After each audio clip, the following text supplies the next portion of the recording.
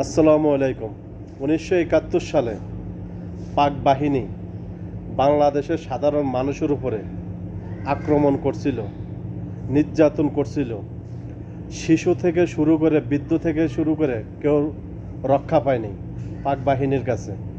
একই পর্যায়ে বাংলাদেশের এখন সেনাবাহিনী, এদেরকে বললে ভুল হবে, গোপালগঞ্জে দেখতে পাচ্ছেন আপনারা, পাখির মতো গুলি করছে, পাখির মতো গুলি করে 8 থেকে 10টা মানুষের জীবন কেড়ে নিছে সেনাবাহিনী এবং পুলিশ। আমি হুঁশিয়ার করে বলতে চাই সেনাবাহিনী এবং পুলিশকে, সাবধান সাবধান। বাংলার জনগণ কিন্তু যদি একবার গর্জন দিয়ে ওঠে, অস্ত্র টস্ত্র কিছু লাগে না তাদের কাছে।